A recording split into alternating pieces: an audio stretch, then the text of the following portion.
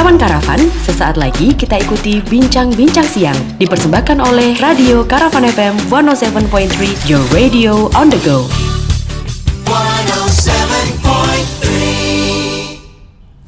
107,3 Karavan FM, your radio on the go. Halo, selamat siang kawan Karavan. Biasanya kalau siang-siang gini kawan Karavan dengerin Yester Hits ya sampai jam 2 siang.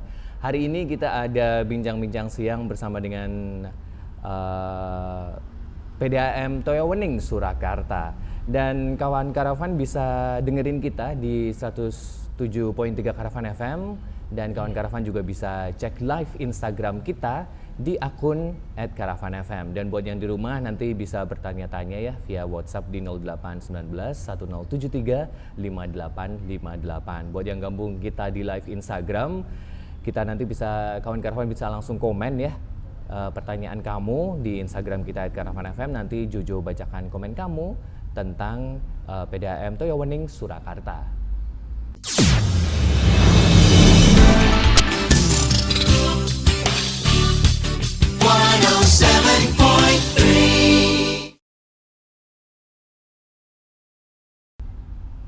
Oke kawan Karavan, siang ini Jojo sudah bersama dengan Bapak Agustan SE, Direktur Utama PDAM Toyawening Surakarta. Selamat siang Pak Agus. Selamat siang Mas Jojo. Sehat-sehat Pak Agus? Alhamdulillah. Oke. Kawan Karavan ini jujur aja ya, sebelum Jojo cerita, ini kita sebenarnya sudah jadwalnya dari lama ya Pak ya. Tapi karena jadwalnya Pak Agus ini keluar kota terus dan karena beliau sibuk sekali, jadi kita berterima kasih sekali Pak Agus yang hari ini kita akhirnya bisa bincang-bincang siang ya Pak ya. Ya. Oke. Saya jadi nggak enak. Gak apa-apa Pak. Jadi buat kawan Karavan yang di rumah, yang mungkin juga punya pertanyaan apapun tentang PDAM Toyawening Kota Surakarta, silahkan nanti bisa gabung di Instagram kita, tanyakan apapun yang ingin ditanyakan tentang PDAM Toyawening Surakarta. Pak Agus, sebelumnya dulu itu kan cuma PDAM, kenapa sekarang ditambahin Toyawening ya Pak ya?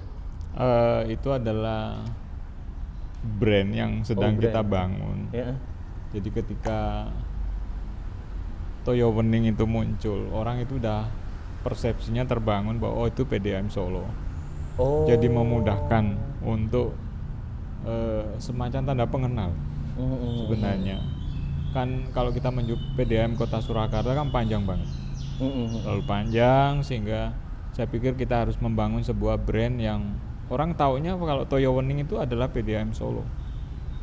Jadi langsung mengena, dan kemasannya kita buat semenarik mungkin agar melihat logo itu pun orang langsung mengenal, oh ya PDAM. Seperti itu. Jadi ini saya sebaiknya sebutnya Toyawening aja atau PDAM Toyawening Kota Surakarta? Mau dikasih PDAM boleh, enggak juga enggak apa-apa, karena semua udah hampir mengenal dengan baik. Oke. Tapi ini memang khusus Toyawening ini jadi Kota Solo aja? Iya. Jadi kami memberikan sebuah logo untuk Perumda Air Minum Kota Surakarta, itu adalah Toyawening dengan simbol gunungan. Kemudian ada ya di belakang ini persis. Jadi ketika melihat warna ini kan sebenarnya udah langsung seketika itu mengingat, oh ini PDAM Solo. Baik itu aset yang melekat di seperti ini gedung, kemudian yang bergerak seperti mobil dengan warna yang khas ini kan orang udah gampang mengingatnya, oh itu punyanya PDAM Solo. Solo atau Solo Raya Pak? Solo, hanya Solo. Aja, ya? Iya, Solo saja. Hanya di Solo saja. Dan itu penting itu. Iya, brand apa istilahnya ya? Tanda pengenal kalau tanda bahasa pengenal gitulah ya. Iya. Baik. Oke, kawan Karavan jangan lupa nanti bisa bertanya-tanya apapun tentang PDAM Toyawening Kota Surakarta, silahkan di Instagram kita @karavanfm. Oke, Pak Agus. Ini menurut Ikatan Ahli Perencanaan atau IAP di tahun 2018 kemarin itu ada survei di 26 kota dari 19 provinsi di Indonesia. Nah, Kota Solo ini menempati posisi pertama sebagai kota paling nyaman dan layak huni. Di mana itu ada 5 aspek yang dijadikan indikator dan variabel penilaian, yaitu pendidikan, kesehatan, keagamaan, transportasi, dan air bersih. Nah, sebagai otoritas yang bertanggung jawab dalam hal penyediaan air bersih atau air minum bagi warga Kota Surakarta, ini Pak Gus, bagaimana sebenarnya manajemen air bersih yang ditangani oleh PDAM itu dan meliputi sub aspek atau bidang kerja apa saja Pak Agus? Oke Mas Yojo, jadi pengelolaan air minum di Kota Solo atau Kota Surakarta ini kami membagi menjadi 3 wilayah pelayanan. Ada wilayah pelayanan utara, kemudian tengah, lalu kemudian selatan. Nah, ketiga wilayah pelayanan ini masing-masing punya yang namanya rantai pasok atau sumber produksi. Nah, utara itu dilayani dari 13 mata air sumur dalam, sumur produksi, dalam, ya kan, ditambah dengan 1 instalasi pengolahan yang ada di Jebres. Itu yang melayani untuk wilayah utara. Lalu kemudian wilayah tengah itu dilayani sebagian dari mata air Cokrotulung, lalu kemudian dari sumur dalam yang ada di Karangasem, Manahan, Banjarsari, kemudian di Jebres dan Juruk. Juga ada 2 instalasi pengolahan yang ada di Juruk dan Jebres. Tapi kalau yang Jebres ini diarahkan ke wilayah utara. Lalu kemudian untuk wilayah selatan, sumber airnya atau sumur produksinya itu berasal sebagian dari mata air Cokrotulung, lalu juga selebihnya itu adalah dari instalasi pengolahan yang ada di Semanggi. Nah, batasannya adalah kalau utara itu wilayah pelayanannya utara Kalianyar, lalu kemudian yang tengah itu dari batasan wilayah Kalianyar sampai dengan Slamet Riyadi. Kalianyar sampai Slamet Riyadi. Ya, lalu kemudian selatan itu sebelah selatannya Jalan Slamet Riyadi. Nah, Solo ini kan masuk kota yang tidak terlalu luas, hanya 44,4 sekian ya kilometer persegi. Jadi hanya saja kepadatannya memang yang terpadat di Jawa Tengah, sehingga ini menjadi tantangan bagaimana kita mempertahankan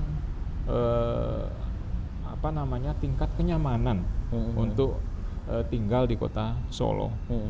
Nah, saya juga perlu menyampaikan kepada kawan karavan ya bahwa kenapa itu menjadi kota ternyaman dengan segala fasilitas yang sudah ada. Kami punya tanggung jawab dalam hal pengelolaan air bersih. Dan ini kami harus buat perencanaan yang baik. Peta pelayanan sudah kita buat seperti itu, kemudian dari sumber produksinya kita juga harus mempersiapkan. Karena jumlah penduduk ini kan bertambah terus-menerus. Otomatis kebutuhan akan sumber produksinya kan harus bertambah. Nah, kami buat perencanaan, sekarang kami sedang menyusun yang namanya rencana induk untuk 15 tahun ke depan. Ya, jadi agar kita bisa mempertahankan sebutan kota ternyaman ini. Bukan hanya dalam hal pengelolaan air minum. Kami juga diberi tugas oleh pemerintah Kota Solo untuk mengelola air limbah. Jadi bukan dari sisi pelayanan air minum saja, air limbah itu sudah menjadi salah satu ukuran untuk kota ternyaman. Nyaman enggak? Dalam artian bahwa banyak kota-kota metropolitan dan kota besar yang sudah maju dan berkembang, tetapi kotanya tidak mengelola 2 hal itu dengan baik. Air bersihnya bagus, tapi air limbahnya tidak.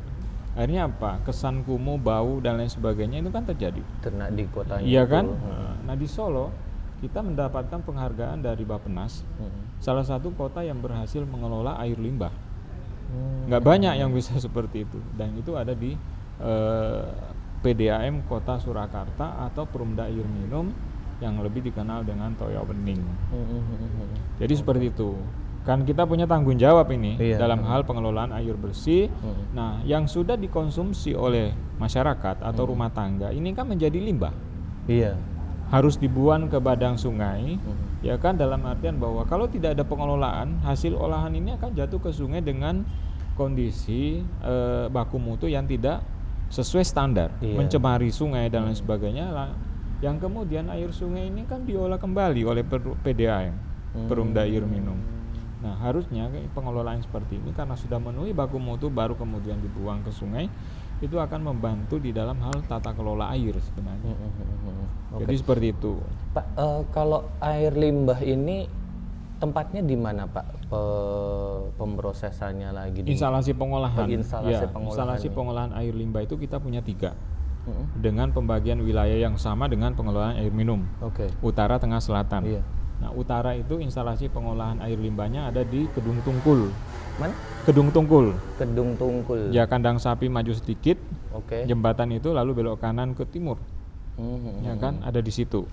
Nah, nama kampungnya Kedung Tungkul. Itu kapasitas pengolahannya 50 liter per detik. Ya kan? Itu Lalu, dari sungai itu ya Pak ya? Atau ngambil bukan, yang dari rumah. Oh, dari rumah. Mandi, cuci, kakus itu langsung masuk ke perpipaan, dibawa ke instalasi pengolahan yang ada di Kedung Tungkul. Jadi nggak lagi ke selokan. Iya. Kalau itu dibuang ke selokan, lalu kemudian di situ ada lalat, ya kan, nempel di situ kotorannya, masuk ke, ya kan, dikonsumsi atau dia hinggap di makanan atau dan lain sebagainya, lalu kemudian masuk ke tubuh kita di pencernaan kita, kan ini akan mengganggu kesehatan manusia. Lah kalau udah seperti ini, mandi, cuci, kakus itu masuk ke pipa, lalu dibawa kemudian ke instalasi pengolahan, diolah, ya kan, disisihkan, yang padatan akan menjadi padatan, kemudian bisa jadi kompos, yang cairan akan diolah sebagai baku mutu, setelah memenuhi baku mutu baru kemudian boleh dibuang ke sungai. Prosesnya seperti itu. Yang di utara di Kedung Tungkul dengan kapasitas 50 liter per detik. Di tengah itu ada di Pucang Sawit, Taman Makam Pahlawan. Oh iya. Ya kan, di daerah situ ada, di depannya itu ada instalasi pengolahan. Itu nggak kelihatan sebenarnya karena itu bangunannya memang dibuat tertutup, dipendem, ya kan. Tetapi di sana ada instalasi pengolahan untuk mengolah air limbah. Itu kapasitasnya 40 liter per detik. Lalu kemudian yang di selatan itu ada di Semanggi, bersebelahan dengan instalasi pengolahan air minum, ya kan. Itu kapasitasnya paling besar itu 60 liter per detik. Nah, itulah kenapa Kota Solo itu mendapatkan penilaian yang baik dari Bappenas, karena sudah berhasil mengelola yang namanya air limbah. Ada sekitar 19.000 rumah yang sudah tersambung dengan perpipaan itu. Ya kan, cukup besar. Iya, betul. Ya kan? Betul. Oke. Nah Pak, ini distribusinya masih pakai pipa bawah tanah itu ya Pak ya? Itu cuman yang jadi pertanyaan Jojo, kalau misalkan pas lagi ada galian Pak itu yang seperti sekarang. Iya, itu ada banyak galian, terus saya lihat banyak pipa. Waduh, ini airnya pasti mati atau bagaimana ya itu gimana antisipasi dari PDAM itu ya Pak ya? Tadi pagi kita baru melakukan rapat koordinasi dengan PU berkaitan dengan peningkatan jalan yang ada di koridor Ki Hajar Dewantara. Ya kan, tapi di tempat lain juga ada di Comal, ada di Insinyur Juanda sendiri. Nah, hampir tiap hari sekarang kami harus melakukan perbaikan pipa lebih dari 10 titik pipa yang kena bego, kemudian putus dan seterusnya. Karena sama-sama pemerintah, kami juga melayani masyarakat, kami bagian dari pemerintahan Kota Solo. Ya, ketika itu rusak kita lakukan perbaikan. Ya kan, koordinasi itu jalan pasti. Tapi ketika sampai di lapangan, yang namanya kerusakan jaringan pipa itu sudah nggak bisa dihindarkan. Nah, ketika sudah terjadi seperti itu, koordinasi harus jalan. Ini gimana nih? Seperti tadi pagi kami sampaikan bahwa di koridor Insinyur Juanda Dewantara itu di atasnya mau dilakukan pengerasan dengan beton. Padahal di bawahnya ada pipa air baku yang menuju ke Jebres. Ya, kapasitasnya 50 liter per detik. Kalau terjadi kerusakan di situ, kami punya standar 1 kali 24 jam harus selesai. Tapi kalau itu dicor beton, kami kesulitan untuk melakukan perbaikan dalam jangka waktu 1 kali 24 jam. Kami duduk bersama, ini gimana caranya supaya ini tidak dilakukan cor. Kami diberikan akses kemudahan untuk melakukan perbaikan, jangan sampai melewati 1 kali 24 jam. Jadi kata kuncinya ketemu. Komunikasi. Kalau kebanyakan keluhan dari pelanggan ini kalau sekarang ini apa ya Pak Agus ya? Dan bagaimana dari PDAM sendiri mengatasi keluhan-keluhan itu? Kami ada evaluasi mingguan. Jadi kami setiap hari Senin itu kami rapat mingguan untuk mengevaluasi ada berapa jumlah laporan yang masuk. Ada air mati, iya. Air mati. Ya kan, air mati. Kemudian pipa pecah, air keruh, ya kan, meter rusak dan seterusnya. Ini semua kita evaluasi, tetapi kami punya target bahwa 1 kali 24 jam ini harus selesai laporan itu. Ya, itu standar pelayanan minimal yang harus kami lakukan kepada seluruh pelanggan kami. Rasanya memang 2 bulan terakhir ini sangat melelahkan dengan banyaknya proyek infrastruktur. Tapi kan saya nggak boleh menyerah. Kalau saya menyerah nanti anak-anak lihatnya saya nggak semangat, mereka nggak semangat. Jadi tidaklah pas kalau saya sebagai pemimpin di perusahaan ini harus memperlihatkan wajah lelah, walaupun lelah, capek dan sebagainya. Tetapi saya harus terus menerus memberikan semangat kepada teman-teman. Seperti halnya tadi pagi saya bilang masih semangat, ya harus semangat. Padahal pikiran dan raga ini sebenarnya capek. Tapi karena kita harus baik menghadapi situasi yang seperti ini, ya kita harus membungkusnya dengan rapi. Kalau Jojo sempat talk show dengan DPRD Komisi D bidang pembangunan Jawa Tengah itu, mereka memang untuk perbaikan jalan itu kebanyakan di akhir-akhir mendekati akhir tahun gitu, Pak. Itu setiap tahun berarti kami Pak sudah Agus? Kami sudah merasakan 2 tahun terakhir ini, dan kami tadi pagi pun juga diskusi dengan logistik. Apa yang terjadi 2 bulan terakhir? Saya ingin tahu pemakaian pipa, aksesoris dan sebagainya, apakah terjadi peningkatan? Terkonfirmasi bahwa memang terjadi peningkatan 2 kali lipat lebih. Ya kan? Konversi dengan keuangan, saya juga udah tanya ke manajer keuangan, iya Pak, memang betul ada kenaikan untuk pembelian ABC dan seterusnya. Ya kan?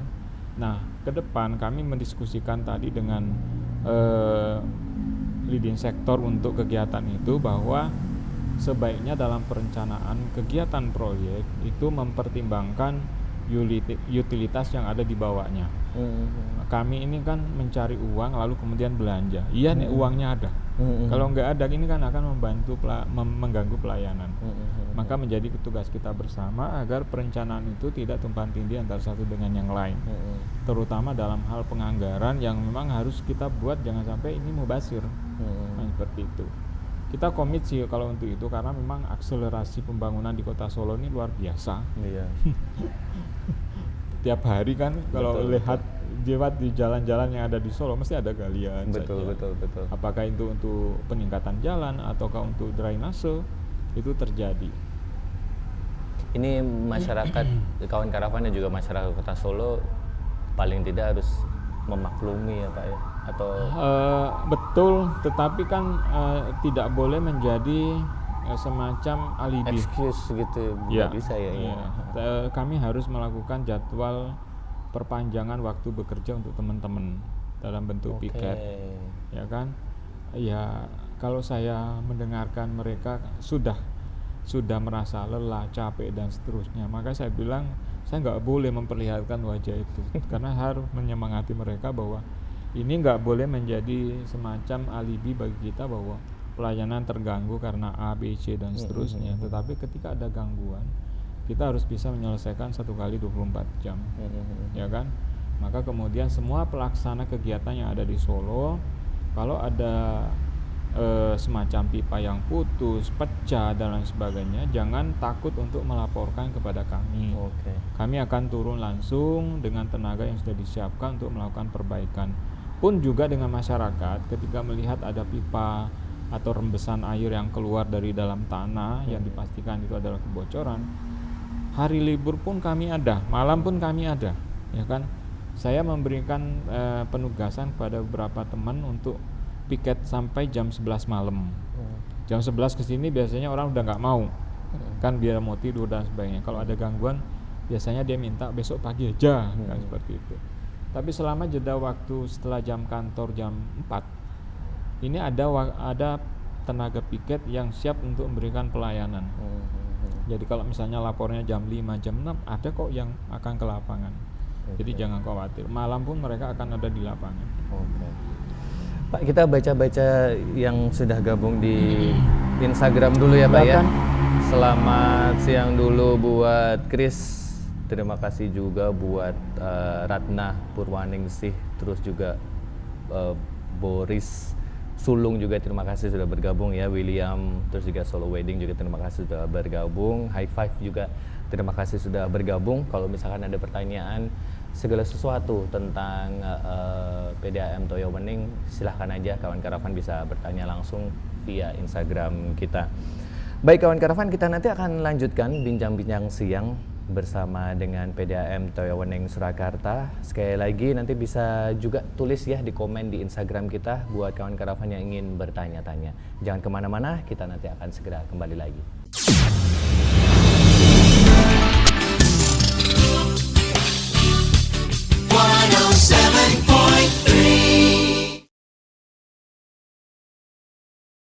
Oke, 107.3 Karavan FM, your radio on the go. Kawan Karavan, kembali lagi ya kita di bincang-bincang siang bersama PDAM Kota Surakarta. Dan buat kawan Karavan yang ada di rumah, pengen lihat langsung ngobrolan kita siang hari ini, langsung aja bisa cek di Instagram @karavanfm ya. Dan kawan Karavan juga bisa juga mengecek nanti post produksi kita di Karavan, di YouTube Karavan TV. Dan Jojo masih bersama dengan Pak Agus, Direktur Utama dari PDAM Toyo Wening Kota Surakarta. Pak Agus, saya baca dari Instagram dulu boleh Pak? Boleh, silakan. Pertanyaan ini dari Solo Wedding. Ucapan terima kasih atas forum pembicaraan ini. Jadi paham sekarang tentang dilematisnya kerja PDAM karena terkait dengan pihak-pihak lain. Terima kasih ya Mas Solo. Ruli juga terima kasih sudah bergabung dari Gading. Pak mau nanya, apakah pendistribusian air ke rumah-rumah itu apa ada jam-jam tertentu? Soalnya di rumah kami biasanya lancarnya di jam 9 malam ke atas. Terima kasih. Gading ya. Gading itu Solo Baru. Oh ya. Ya kan? Betul. Nah, selatan. Jadi memang sekarang ada daerah-daerah tertentu yang pada saat jam puncak. Jam puncak itu kita pakai bersama-sama. Itu pada saat mau mandi pagi, mau mandi sore, itu rawan, ya kan? Tetapi untuk kota Solo ini satu hari itu pasti dapat full, pasti dapat air. Fullnya sih ada yang enggak, ada yang masih full, ada yang enggak, ya kan? Kemudian kalau ada laporan dalam satu hari itu tidak mendapatkan suplai, itu segera menyampaikan keluhannya di WA Center 0822 1925 8787. Itu pasti akan direspon. Ya kan, laporannya air saya nggak mengalir dari pagi sampai dengan jam 10 malam. Itu sudah nggak wajar. Masih ada sesuatu yang harus kita lakukan. Ya kan? Jadi memang kami menyiapkan pembentukan zona wilayah pelayanan ini tadi dalam rangka memaksimalkan pelayanan 24 jam. Kalau di Solo ini kami rata-rata pengukurannya itu baru 22 jam. Belum bisa, ada daerah tertentu yang belum bisa 24 jam. Tapi overall akumulasinya itu 22. Jadi ada 2 jam ini yang sebenarnya ada waktu tunggu di mana di situ kita nggak bisa memberikan pelayanan secara maksimal. Nah, inilah menjadi PR. Makanya dalam rencana jangka panjang kami akan membagi pelayanan ini. Utara ini nanti mulai 2024 akhir akan masuk air dari Waduk Gajah Mungkur, ya kan? Itu dengan kapasitas 250 liter per detik. Itu akan menggantikan posisi sumber air baku dari sumur dalam. Kemudian wilayah tengah itu akan kami fullkan pengambilan airnya dari mata air Cokrotulung. Selatan ini nanti juga akan dibagi dua dari instalasi pengolahan yang ada di Semanggi serta sisa Wososukas atau bangunan dari Waduk Gajah Mungkur dengan kapasitas 500 liter per detik di tahap kedua. Itu rencana induk jangka panjang yang sudah kami siapkan karena mempertimbangkan hal tadi bahwa kebutuhan kota Solo ini sangat tinggi di kemudian hari. Kemudian kita buat perencanaan secara bertahap agar bisa memaksimalkan pelayanan kita.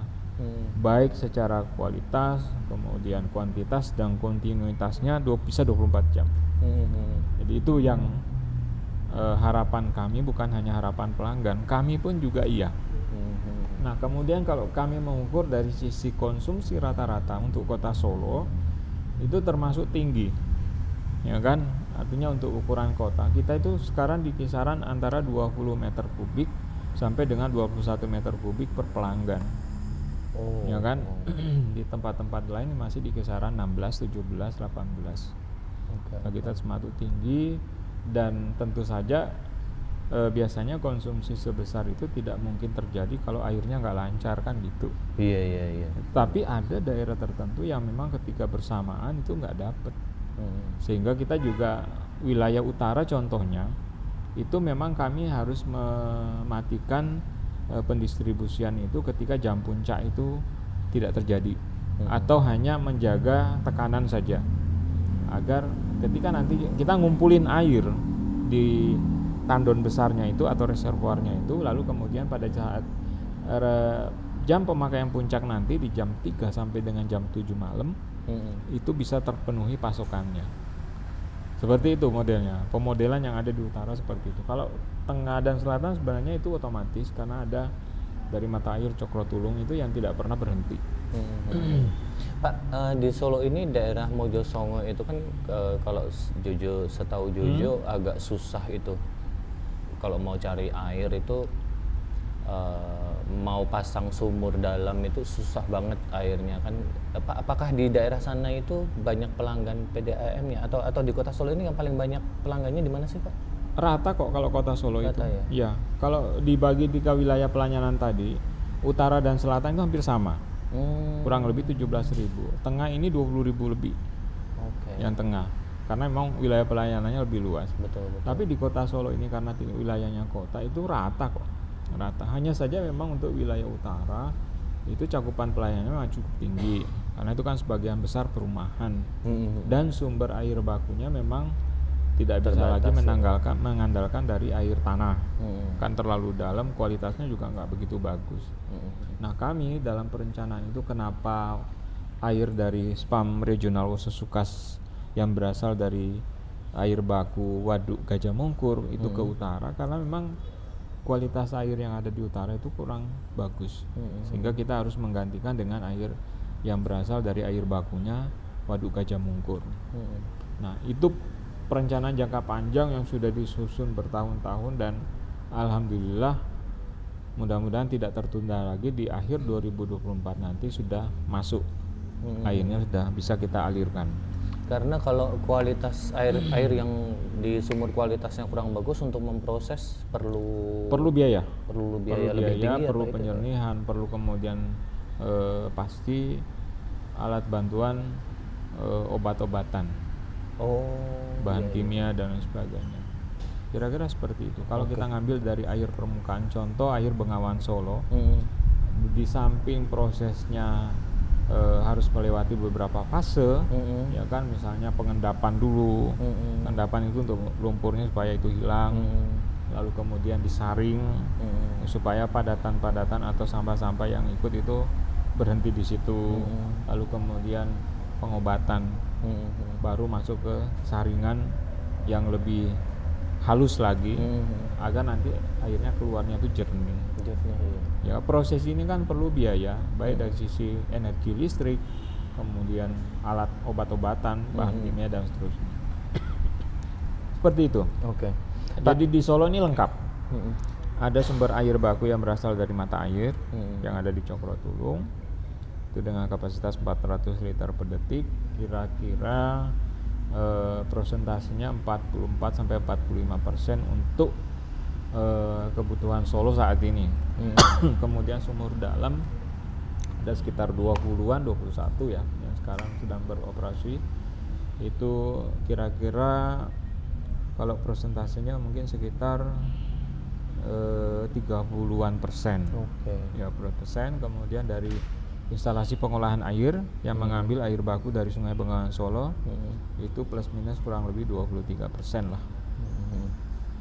Itu gambarannya. Jadi kalau kita lihat bahwa di Solo ini ternyata sumber air bakunya lengkap. Ada dari mata air, ada dari air sungai, ada dari air tanah. Pak, kalau tadi Pak Agus cerita dari Cokrotulung, dari Wonogiri, ini kan berarti ngambil sumber airnya dari luar wilayah kota Surakarta. Ini bagaimana pola kerjasama dengan pemerintah daerah setempat, dan adakah kendala dan hambatan yang ditemui dan dihadapi karena mengingat era otonomi daerah saat sekarang, terus juga nuansa ego sektoral yang terkadang mengemuka, ini bagaimana PDAM Solo menyikapinya, Pak? Ya, kerjasama itu kan sebenarnya dibangun dari peran yang atau sumbangsi yang diberikan di dalam hal meningkatkan nilai dari sumber daya yang ada.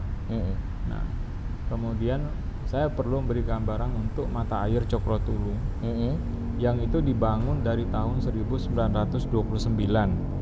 Jadi sebelum Indonesia merdeka, kerajaan yang ada di kota Solo itu sudah membuat perencanaan mengalirkan air dari mata air Cokrotulu. Yang membangun ya masih zaman pemerintahan Belanda, ya kan? Nah, kalau pondasi ini mau dibawa menjadi sebuah model yang ada saat otonomi daerah, itu sangat nggak pas, karena ada nilai sejarah yang dibangun sekian tahun dan effortnya sudah tidak ada, kita nggak ngapa-ngapain, lalu kerjasamanya akan masuk dari sisi mana? Iya. Ya kan? Kecuali sulit, bikin baru ya Pak. betul, ya. Sulit sekali untuk mengakomodir itu, sehingga ketika ada hal-hal yang sifatnya tanda petik akan masuk dalam konteks apa sih yang diberikan Solo untuk mengambil air yang dari sana. Saya sulit untuk menilainya karena effortnya sudah tidak ada, kemudian kepemilikan nggak bisa dong. Bumi air dan kekayaan alam yang terkandung di dalamnya dikuasai oleh negara. Tidak ada fungsi daerah di situ. Negara, walaupun daerah itu menjadi perwakilan dari negara, tetapi mengatur ini nggak bisa serta-merta bahwa ini wilayah saya. Tetapi ini adalah wilayah Negara Kesatuan Republik Indonesia, ya kan? Bingkai itu melekat dan ada nilai sejarah yang tidak bisa dinafikan. Nah, beda ceritanya ketika misalnya ini ada effort yang sedang dilakukan saat ini, dibangunlah instalasi pengolahan yang berasal dari Wonogiri, itu perlu investasi. Dibangunlah jaringan air bakunya dari Wonogiri ke Solo, itu perlu pipa, ya kan, perlu tenaga untuk membangun dan sebagainya. Nah, hasil dari itu bisa diukur, nilai investasinya bisa diukur, lalu kemudian yang membangun ini akan menawarkan ke Solo, saya punya nih resource air baku yang siap untuk dijual, Solo mau nggak beli dengan nilai sekian? Karena kami melihat itu adalah upaya yang dilakukan oleh mereka dengan jelas dan terukur, maka kerjasamanya sangat mudah, ya kan? Nah, hal-hal yang seperti yang harus tidak boleh memukul rata bahwa ini wilayah saya, nggak bisa seperti itu. Kita akan berdebat panjang dan tidak ada ujungnya. Betul. Oke. Pak, kita baca Instagram dulu yang Silakan. sudah bergabung. Mas Solikin terima kasih, Aris juga terima kasih, Winoto Handi juga terima kasih sudah bergabung, Kiandra juga terima kasih sudah bergabung, Kak Putri terima kasih ya bergabung ya. Kemudian Lisa terima kasih juga sudah bergabung. Ini dari Solo Wedding. Pak, saya bacakan pertanyaan sekalian ya Pak ya. Silakan. Di masa depan apa solusi dari PDAM agar kerja antar lembaga terkait infrastruktur tadi biar sinkron, itu apa solusi dari PDAM? Kami sedang membuat rencana jangka panjang yang itu diprakarsai oleh bersama-sama dengan dinas terkait, ya kan? Bapeda Kota ada di dalamnya, membuat perencanaan itu, kemudian DPU, DPUPR ada di dalamnya, memberikan ukuran sumbangsi dan sebagainya, kemudian Perkim, dinas Perkim juga ada di dalamnya, kemudian kami sebagai operator untuk air minum dan air limbah juga ikut di dalamnya membuat perencanaan itu. Nah, harapan kami adalah seperti yang terjadi tadi pagi, bahwa ketika ada kegiatan perencanaan untuk sebuah infrastruktur, itu semua harus melibatkan stakeholder yang ada di situ. Betul. Ya kan? Alangkah jauh lebih baiknya ketika misalnya infrastruktur jalan itu menyediakan space untuk utilitas yang ada, entah itu telkom, entah itu air minum, entah itu listrik. Nah, artinya ketika nanti mau melakukan pemeliharaan, maintenance untuk utilitas itu, tinggal kita membuka space yang sudah disediakan itu. Enggak kemudian hari ini saya gali di situ, besok gantian PLN, besok gantian lagi telepon. Masyarakat jenuh dengan itu. Nah, harapan kami seperti itu. Mudah-mudahan dari wilayah Solo ini kita bisa membuat semacam space untuk utilitas ini betul-betul satu, ya kan, sehingga kita bisa pakai bersama-sama. Tentu saja butuh investasi yang cukup besar, iya. Tetapi kalau itu bisa dimulai, ya saya pikir sekarang pemerintah sudah mulai mikir ke sana, ya kan. Iya, oke. Pak, ini dari Lulu, selamat siang. Lulu izin bertanya, kabarnya untuk tarif PDAM di Solo akan naik tahun depan, benar atau tidak Pak? Mohon penjelasannya, terima kasih, sukses selalu untuk Bapak-Bapak PDAM Solo. Ya, terima kasih. Jadi dalam rencana bisnis perusahaan itu sebenarnya sudah dituangkan bahwa tahun 2020 itu akan ada kenaikan penyesuaian tarif sebesar 10%. Kemudian tidak jadi dilakukan. Terakhir dilakukan itu adalah di tahun 2012. Ya kan, berarti udah 10 tahun. Enggak naik-naik. Enggak, Bapak Ibu bisa bayangkan. Ya kan, semua komponen biaya itu kan sudah terkena dampak inflasi. Betul. Entah itu berapa persennya, tapi kan naik. Naik kan. Sementara tarif airnya tidak pernah naik, tidak pernah menyesuaikan. Kos produksinya naik tapi harganya segitu. Bisa bertahan, bisa. Tetapi menjadi persoalan ketika komponen ini dibiarkan terus-menerus karena ketahanan tarifnya sudah hilang. Lalu kemudian kami dipaksa untuk beroperasional dalam kondisi seperti itu. Mengencangkan ikat pinggang selama jangka waktu 10 tahun itu nggak bagus. Ya kan? Kenapa? Karena tidak ada yang namanya pertumbuhan. Mau gimana tumbuh? Wong investasi yang diharapkan dari ketahanan tarif itu udah habis. Nah, kemarin kita coba ngobrol pada saat kami menyampaikan pada pemilik, dalam hal ini adalah Wali Kota Surakarta, pada saat rapat umum pemegang saham atau lebih kenal dengan rapat KPM, bahwa kita ada nih Pak program tentang kenaikan tarif di tahun 2021, karena 2020-nya tertunda sebesar 10%.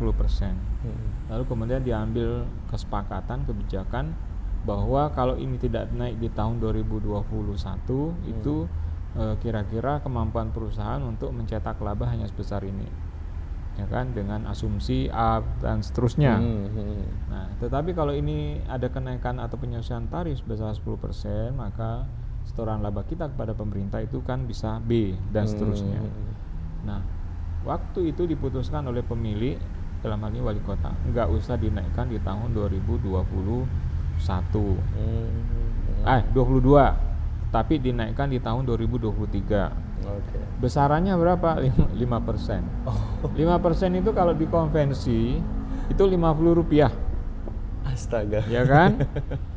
Dan secara tidak disangka-sangka kan sebelum 2023 BBM naik lumayan besar. Iya. Sehingga kami kemarin membuat analisa ketahanan tarif yang naik 5% itu habis. Gak cukup untuk mengkonversi kenaikan atau laju inflasi ini.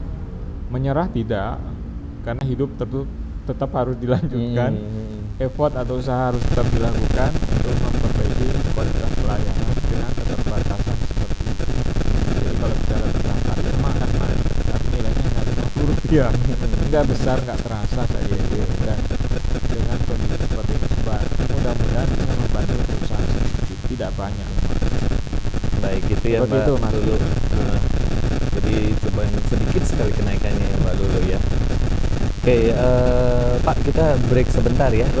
Oke, Kawan Karavan, nanti kita akan lanjutkan ya. Ini masih banyak yang di Instagram, pertanyaannya nanti akan kita bacakan. Jadi tetap terus dengerin dan juga lihat live Instagram kita di Karavan FM. Kalau masih ada pertanyaan, tulis saja di komen di Instagram kita. Nanti jangan kemana-mana, kita akan segera kembali lagi.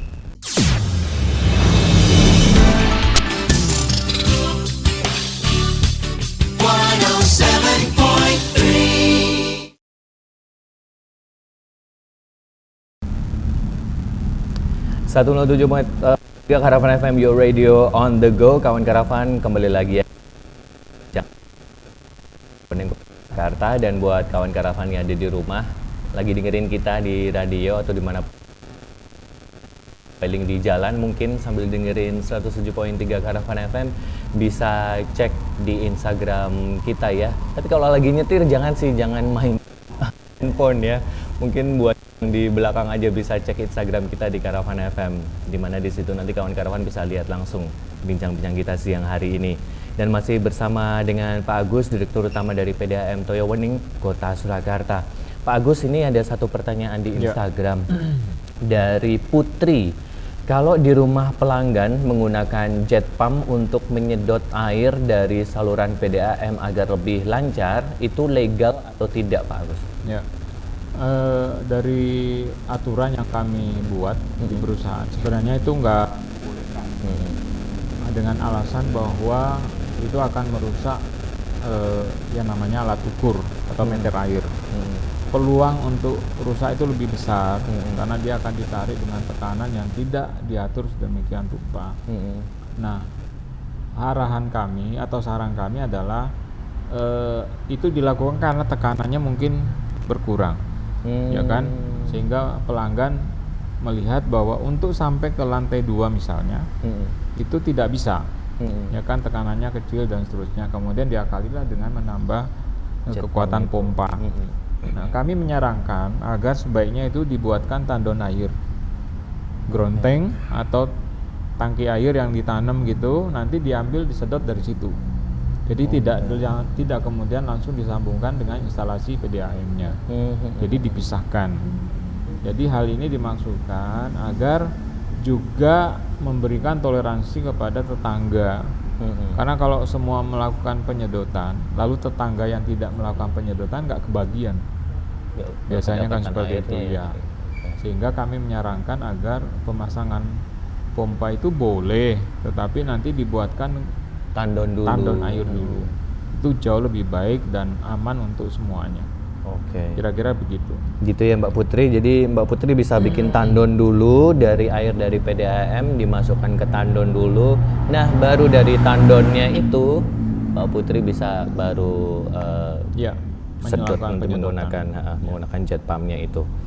Kiandra Irawan, terima kasih sudah bergabung. Witono Handis juga terima kasih sudah bergabung ya, selamat siang. Aris Arianto juga selamat siang. Solikin juga selamat siang ya. Onik Ratmoko juga selamat siang, terima kasih sudah bergabung. Kemudian Dini juga terima kasih sudah bergabung. Bayu juga terima kasih sudah bergabung siang hari ini.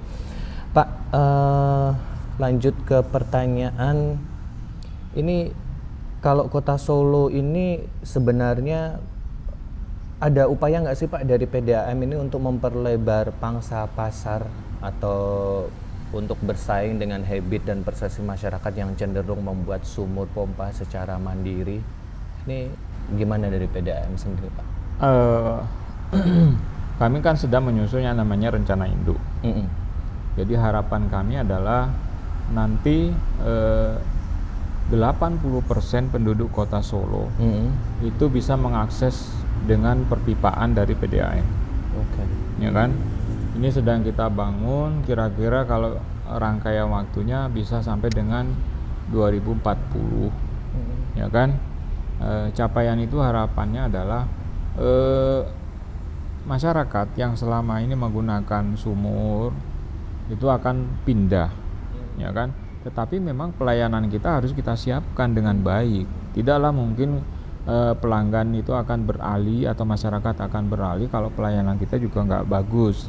Sehingga ini kita upayakan. Makanya saya membuat pemisahan 3 wilayah pelayanan supaya kita bisa mengukur sebenarnya posisinya yang di utara itu masih ada kemampuan berapa sih untuk melakukan pelayanan, di tengah itu ada berapa, dan seterusnya di selatan juga masih ada berapa.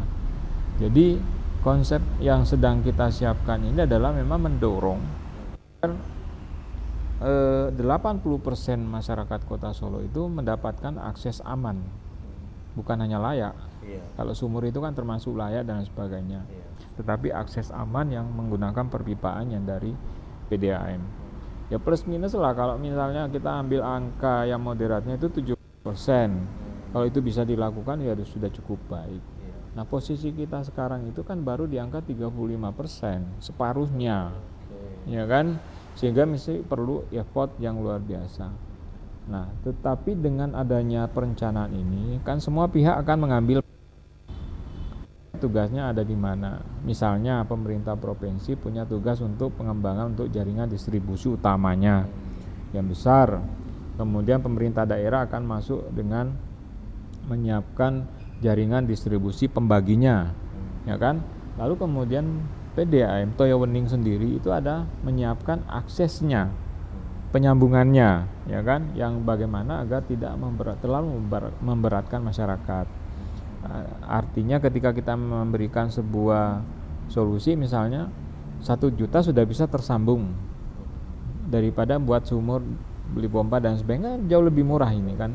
Nah ini yang harus kita siapkan bersama-sama. Artinya kerjasama antar pemerintah daerah, kemudian instansi terkait dan Perumda Air Minum sendiri pun ini bisa menjalankan rencana sistem penyediaan air minum yang ada di Kota Surakarta. Kira-kira seperti itu Mas Jojo. Pak, biaya ini berapa sih sebenarnya? 1.625.000. Itu normalnya kan seperti itu. Lalu kemudian kami mengambil kebijakan mulai sekarang pengembangan itu semua ditanggung oleh perusahaan, ya kan? Jadi ada waktu tertentu seperti Solo Grid Sale kemarin, itu kita memberikan diskon hanya membayar 1 juta.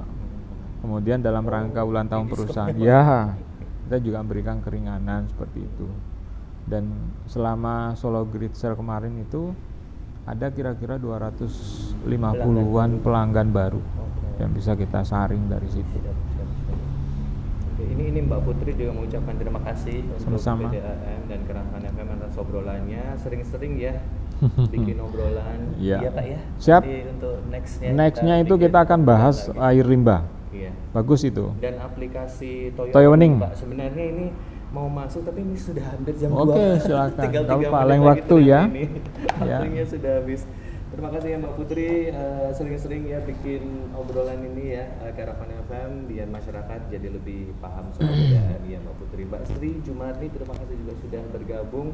Oke, Pak, yang terakhir mungkin bisa diinfokan himbauan kepada masyarakat Surakarta terkait dengan problematika tata kelola air bersih PDAM atau air minum ini, monggo silahkan Pak. Pesan bijak yang harus saya sampaikan adalah hentikan eksploitasi air tanah. Hentikan eksploitasi pengambilan air tanah. Karena itu dampak lingkungannya luar biasa. Kita jangan berhenti ketika permukaan tanah itu udah turun jauh, ya kan? Mulailah pindah ke perpipaan PDAM, ya kan? Bukan karena kepentingan kami, tetapi kepentingan masa depan anak cucu kita, ya kan? Kenapa kalau eksploitasi air tanah itu dilakukan secara berlebihan, itu kan akan merusak ekosistem, ya kan? Nah, ke depan semua akan menjaga itu dengan baik, ya kan, agar lingkungan kita ini nyaman, jauh lebih aman ketika kita melakukan pengambilan air yang sudah terkelola dengan baik oleh PDAM atau Toyo Wening. Itu saja, sesuai dengan tagline kami, melestarikan air, menjaga kualitasnya. Melestarikan air, menjaga kualitas Toyo Wening. Iya. Oke, Pak Agus, sebenarnya masih banyak nih yang ingin Jojo tanyakan tentang aplikasi Toyo Wening. Ya. Tapi karena waktunya sudah habis, jadi mungkin untuk next obrolan bincang-bincang siang kita part yang kedua ya Pak, nanti Siap. kita obrolin tentang aplikasi Toyo Wening, tentang air limbah juga, pengelolaan air limbah. Terus Jojo juga sebenarnya pengen menanyakan tentang air minum yang bisa langsung konsumsi di tempat publik, karena di Jogja itu sudah ada ya kawan-kawan, di Jakarta juga, di luar negeri sudah banyak banget. Sudah banyak. Di Solo ini kalau misalkan ada perencanaannya mau di mana dan kapan, tepatnya di mana aja gitu, mungkin next untuk di bincang-bincang siang part kedua besok ya Pak ya dengan PDAM. Terima kasih Pak Agus untuk waktunya siang hari ini, dan terima kasih juga untuk kawan Karavan yang sudah dengerin kita di Karavan 107.3 Karavan FM, dan juga udah cek kita di Karavan FM, di Instagram Karavan FM. Dan terima kasih juga buat seluruh kru yang siang hari ini sudah membantu terlaksananya acara ini, dan kawan Karavan bisa menyimak siaran tunda kita nanti di YouTube Karavan TV. Dan jangan lupa ya untuk follow akun Instagram kita Karavan FM, dan pantengin terus radio kamu hanya di 107.3 Karavan FM, your radio on the go. Semoga bincang-bincang siang kita siang ini bermanfaat dan sampai jumpa di lain waktu. Kawan Karavan, tuntas sampai di sini bincang-bincang siang. Persembahan Radio Karavan FM 107.3, your radio on the go. 107.